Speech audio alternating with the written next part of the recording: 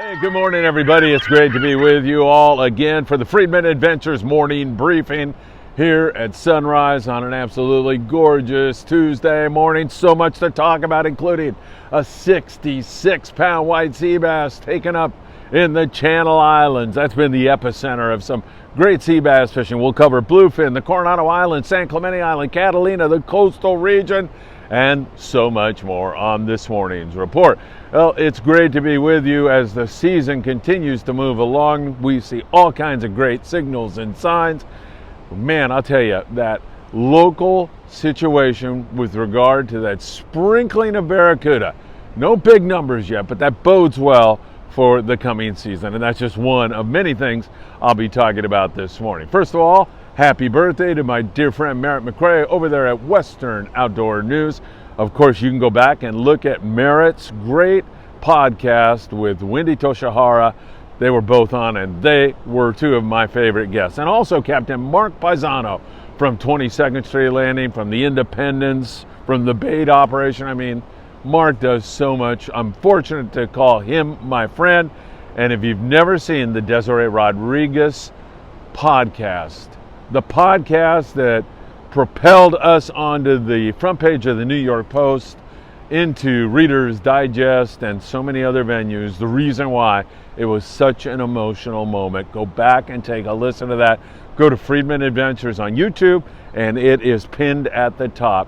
That is one of the best podcasts that I have ever been a part of. And Mark, happy birthday to you. Hope you have a fun day today with family and friends. Same to you, Merritt. All right, 66-pound white sea bass up there on the Cobra. I want to just start with that because it's such an exceptional catch, and I think it says something about the season to come. Up there on the Cobra, that crew has been working their tails off, and it paid off with this magnificent big sea bass. Take a look at it.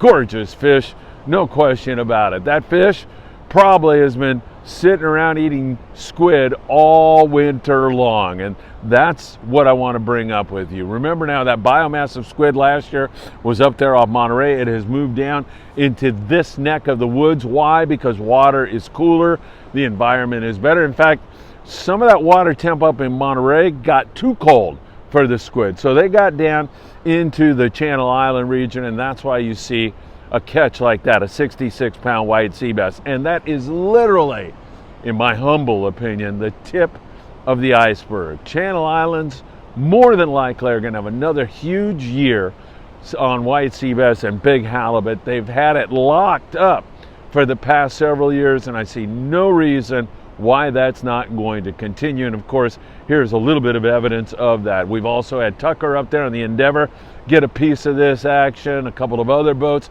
have gotten a piece of the action up there. There are sea bass and big halibut. Of course, we've been dealing with some springtime wind, and that's made things a little bit more difficult. But once that settles down, look out.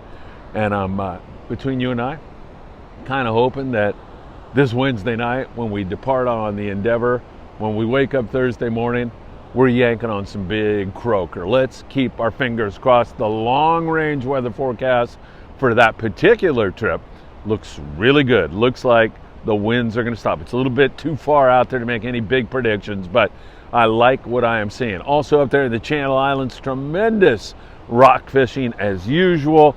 So no matter what, you're going to go home with some fine eating fish, and there's not a darn thing wrong with that. So Channel Islands looking really, really good. Let's take you down to the Ensenada area, about 60 miles below the border, and even a little bit closer to home. San Diego-based boats, as we told you, excuse me, are doing really, really good on the bluefin tuna. 25 to 40 pounders. There's even a little bit smaller grade fish, and then some fish that get up over the 100-pound mark. We're catching some fish in the daytime. It's biting much better now.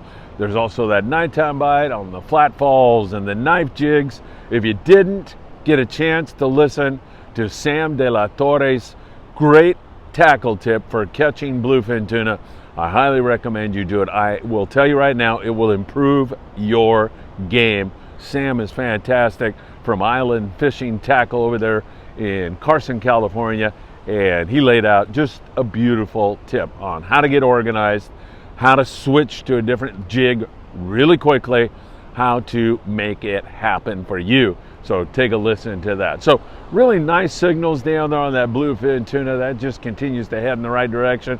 Even in the windy weather, we saw the Pacific Queen bendo on a bunch of fish. So that fish is coming back.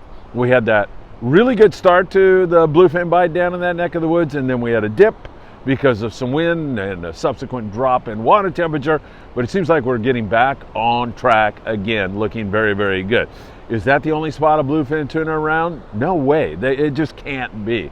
So as boats start to spread out, or LA Orange County based boats start to get offshore, maybe get out there to Tanner and Cortez, which has been way too windy here recently and always is in the springtime. But when that happens, we're going to discover there's more bluefin tuna, there's more spots around, and maybe, just maybe, we'll see somebody get one over 400 pounds this year. Many people have predicted it. The manager at 22nd Street Landing in San Pedro, Mike Morrison, he says for sure there'll be a 400 pounder. And if there is not, he will jump into the water with me filming in his underwear at the docks in San Pedro. So at this point, I don't know whether to pray for a 400 pounder or root against it. I mean, I'd kind of like to get that on video. I mean, I'm trying to lose weight, and I'm sure if I just watch Mike in his underwear a few more times, it would kill my appetite off for good. All right, taking a look at the Coronado Islands. You know, as I have described to you, and this goes for just about everywhere in the springtime, we get a burst, it looks like the season's on, and then we take a step backwards. Typical springtime fishing. That's what happens. Conditions are going from that colder wintertime water to the warmer water that we get in the spring and ultimately into the summer and fall, and it kind of goes back and forth. You get some wind, it cools down, so you'll see a spurt, a bite, and then you'll see it back off. And we certainly have seen that at the Coronado Islands here recently. No huge numbers on yellowtail yet, but they're racing around the islands. We see them in several different areas. There's some pretty good run and gun fishing, some ironfish. You know, you can get anywhere from 0 yellowtail right now up to about 15. That is likely to change one of these days because we are seeing a pretty good amount of fish there at the islands right now. So we'll keep our eyes on the day boats. Those guys in San Diego, all those guys do such great work. Malahini, Grande, the San Diego, just to name a few. Those guys down there, super professional crews, and they know how to fish it. So once again, we'll keep our fingers crossed on that Coronado Island bite. Hopefully that's going to kick into gear here really, really soon. There's been ironfish, there's been baitfish, and also there's been calico bass and whitefish and rockfish to help fill the sack. So that also very, very good.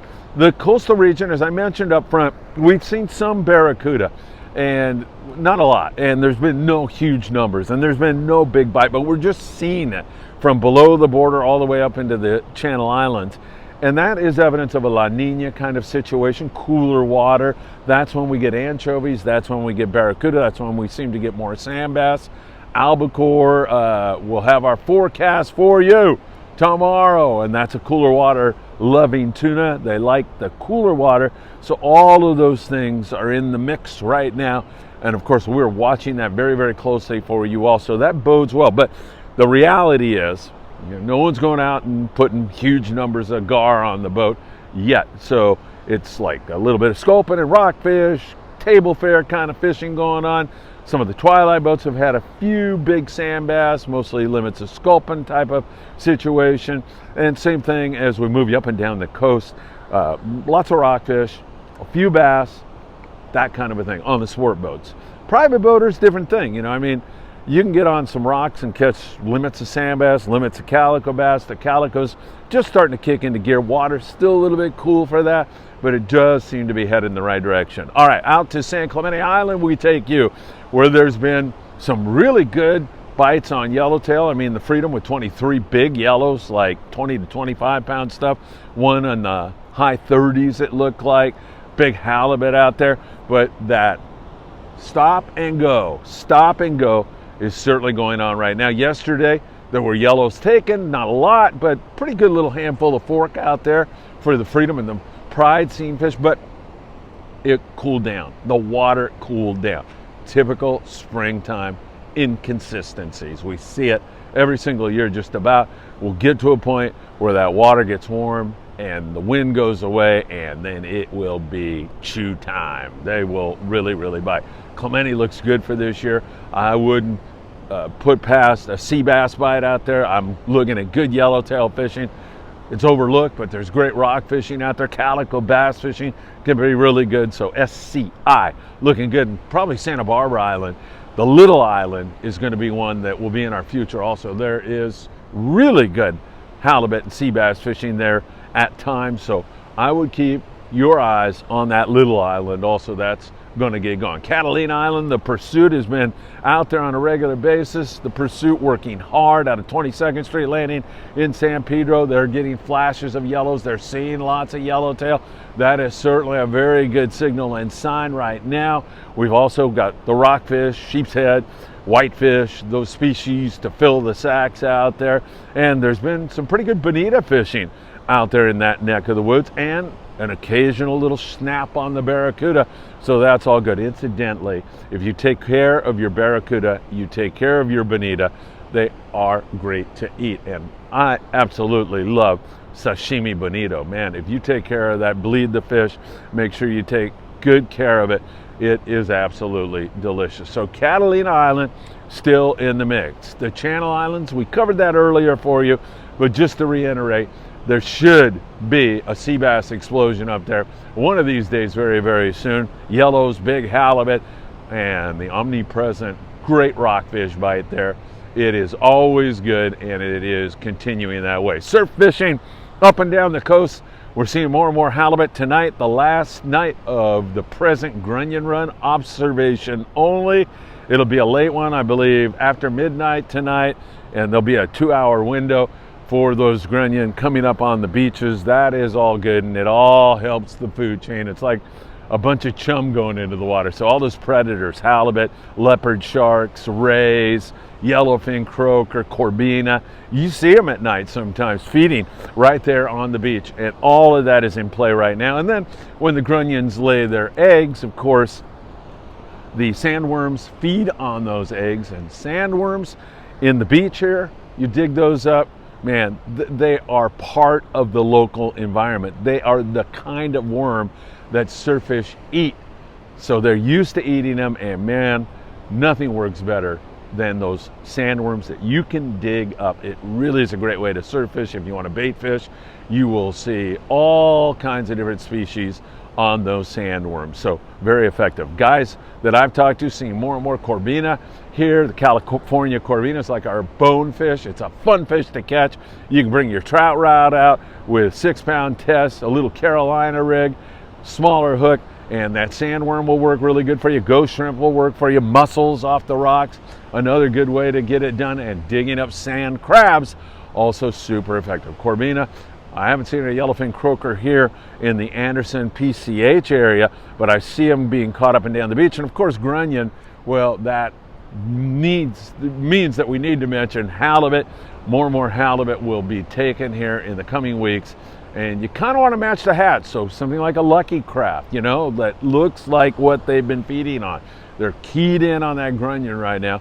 So Lucky Crafts, and I like the chrome little jigs, even the little Castmasters, crocodiles, they work really well on halibut, yellowfin croaker, not so well on spotfin croaker, and not so well on corbina, but those other species love to bite it. So the surf fishing scene should pick up. You can see behind me perhaps that we're at the low right now, very, very, very low tide.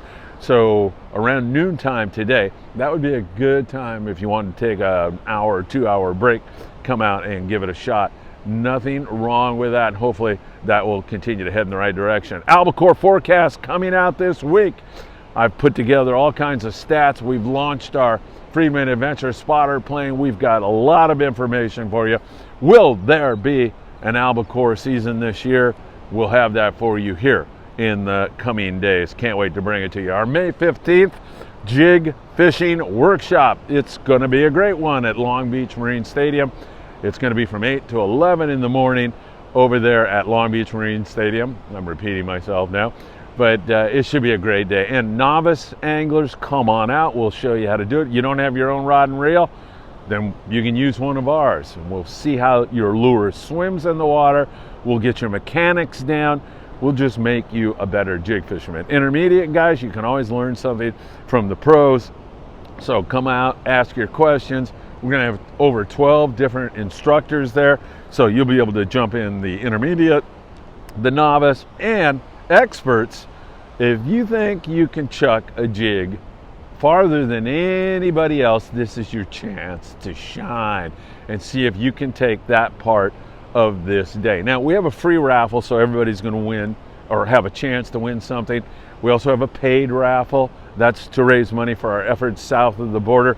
But we're going to have at the very end a jig tossing or casting contest, and we will see who the winner is, and that should be a lot of fun. And Schwab over there in Long Beach, California, it's a great little bar and they have great food over there. My friend Jason, he is going to put on a little special event for us. The after party will be over there at Schwab. Please make your plans to come on over. He's going to open up at 11:30 in the morning. We'll get over there and have some good grub and also talk fishing. And of course, if you're into sports, he'll have whatever the major sports event of the day up on the TV. So that is going to be a lot of fun. All right, really, really gorgeous day down here today. I hope you're having a wonderful one. There's so many different things going on here in sport fishing right now. That bluefin tuna is starting to move up a little bit. San Diego boys are on it. Will the Coronado Islands come roaring back? How about Clemente, Catalina, and of course up there in the Channel Islands, 66-pound WSB. What a croaker on board the Cobra. Doesn't get any better than that. Make sure you check out our albacore forecast later this week. And of course, we'll have lots more for you. And that tackle tip with my friend over there at Island Fishing Tackle, Sam De La Torre, really one that is super, super special. I see the Pelican Patrol coming by. I don't know if they're going to fly into the camera, but they are up, they are looking. I've seen some ospreys running around here. So everything is looking much better in the surf also. Take care, have a wonderful day, and thank you so much for your support for Friedman Adventures. Remember to hit that like button and subscribe today. Take care, my friends.